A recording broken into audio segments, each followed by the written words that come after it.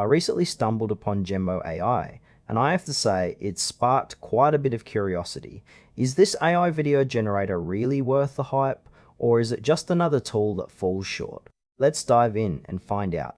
Genmo AI positions itself as a user-friendly video generation tool powered by AI. The core functionality revolves around transforming text into engaging video content, which is a pretty compelling offer for marketers, educators, and content creators. The interface is quite straightforward, making it accessible for beginners, but it's also designed with some features that aim to satisfy more advanced users. One thing that stands out is the ability to customize videos with various templates and styles, which can really help in creating visually appealing content without needing extensive editing skills. However, I noticed some areas that feel a bit vague. For instance, the specifics on customization options and the depth of editing features aren't fully detailed on their site. It seems like there could be more transparency about what users can truly expect in terms of video quality and the range of styles available. Now, let's talk about the pros and cons.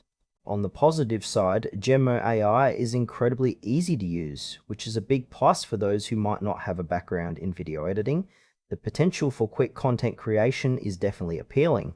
However, there are some frustrations to consider. For one, the lack of comprehensive information on features like video resolution and export options raises some trust concerns.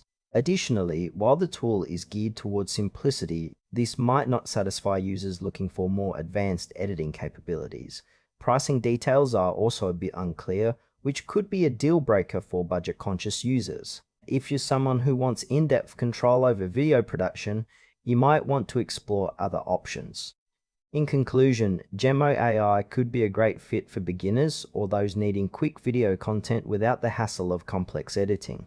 However, if you're looking for more advanced features or detailed customization, you might want to consider alternatives. Overall, it feels worth trying, but just make sure to manage your expectations.